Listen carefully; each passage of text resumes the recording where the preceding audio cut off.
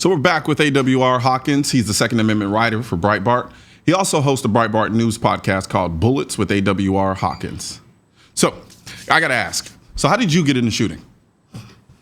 I was raised in Kentucky with my father.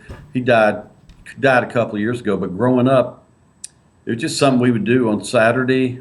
We'd go out, take his revolver, and he had a 9-shot revolver. He called it a 99, and he was in love with that thing.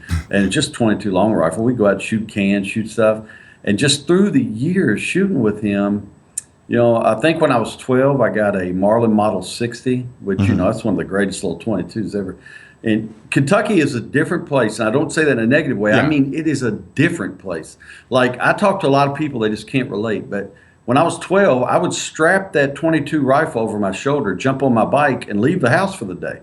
I'd come home in time for dinner at night. I've spent all day with a 22 rifle with me. I'm 12 years old. I'm on my bicycle, in the woods playing. And just growing up in that environment, that just kind of grew. I was never consumed with it until when I did my PhD studies at Texas Tech, and we started studying the founders pretty in depth.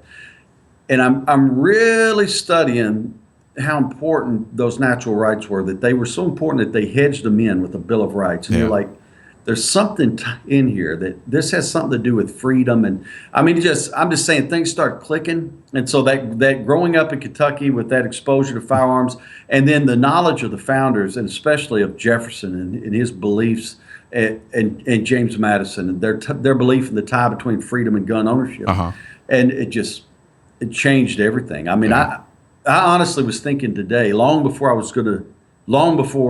was contacted by you all today. I mean, probably the first thing this morning, it was a weird thought. I woke up and I was talking to my wife. I go, I've been carrying a gun on my person every day as long as I can remember for about 26 years, 27 years. And I'm just like, it's just part of life. Now that is Kentucky. Yeah. But that's part of life for me, and I live in Arizona now. And if anybody on your staff's from Arizona, they're going to go, well, it sounds like he's talking about Arizona. And it's just the exact same kind of place. So it's all been nurtured in me by people around me. They didn't even know they were doing it. They were just teaching me the whole time, and I didn't even realize it. And I like to think of myself as being raised by the community when it comes to firearms. Yeah. I didn't shoot my first gun until I was about 25-ish. And I've been carrying, and then since then, I've been carrying a gun on me 85 to 90% of the time. Those other percentages when I couldn't do it legally. Right. And you're right. Even for me, even though I had such a late start, such a late bloomer, carrying a firearm to me is nothing. Right. It's something that is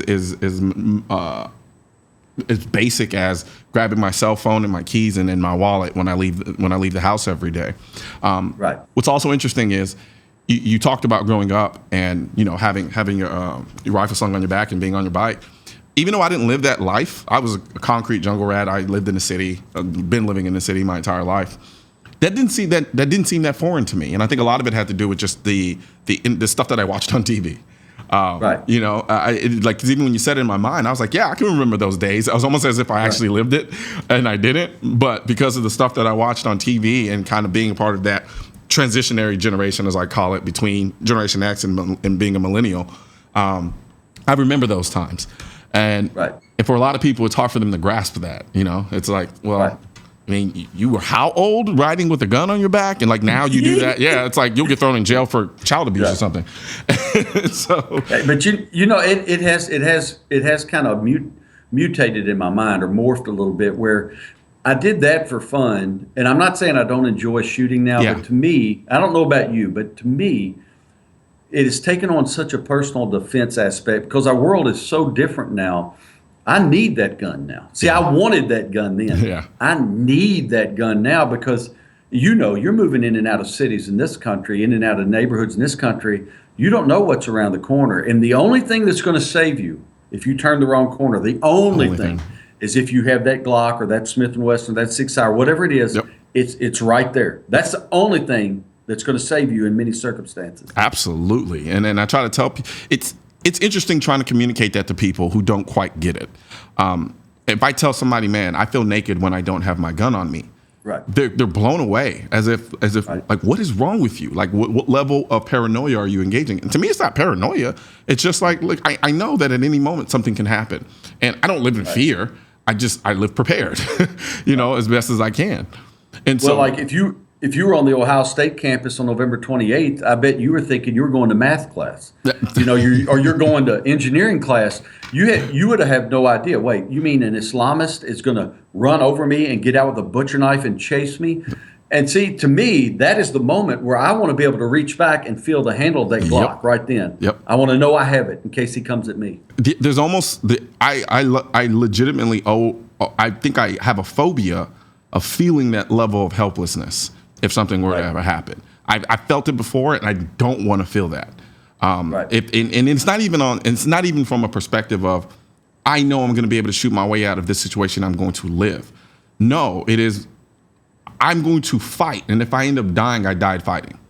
Right. And that's kind of always been my mentality since I started caring. I knew it wasn't a given that it'll save my life and nothing will ever happen to me and things of that nature. It was more so, if I have a life that I love. I have a life that I want to protect and people I want to protect. And if someone's going to try to take that from me, I'm going to make it as hard as possible for them to do that. Right. I agree with you 100%. Yeah. So do you remember the very first gun that you bought with your own money? Oh, man. Well, the first one I bought was it was a Smith & Wesson snub-nose revolver.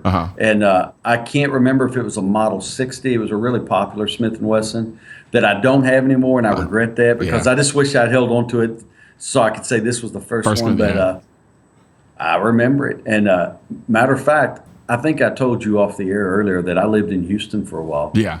And Houston this is going to make me sound like I'm some kind of crazy man, but I'm not. Houston was the first place I ever had to pull a gun on somebody. Actually, that's a lie. No, the same place. That makes a lot of sense. I'm from Houston. That makes a lot of sense. I got chased in a dark alley, and I had to use that little Smith & Wesson.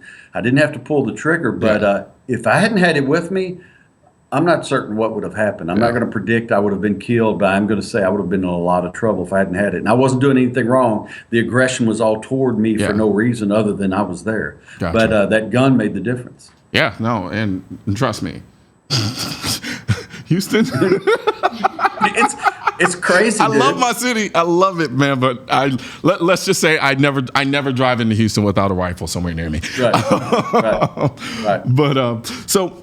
When did you hit that crossover point where you went just from being kind of a general enthusiast to an advocate? And do you consider yourself an advocate, or do you just consider yourself a journalist? No, I consider myself an advocate. I consider myself a journalist as far as employment goes. But the guys at Breitbart, our editor-in-chief, Alex Marlowe, will tell you I'm an advocate first class. I wake up consumed with it every day. And I don't just wake up and think, well, I need to write this many stories today. I wake up and think, how can I kick the left in the teeth today?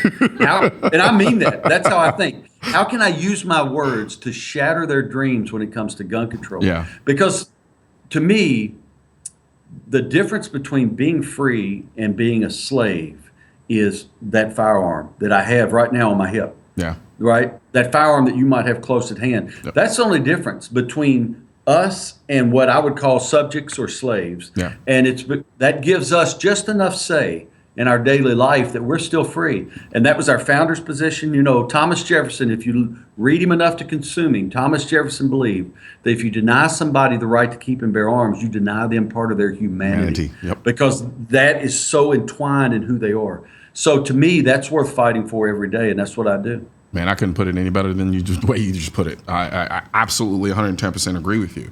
A man who cannot defend himself is not a free man. Period. Right. No way. Yeah. And then some people say, well, no, you can defend them. No, I mean adequately. Yeah. I mean adequately be in a position to defend yourself if the time arose and you needed to do it. If you can't do it, or you have a system in place that deprives you from doing it, you are a slave. Right.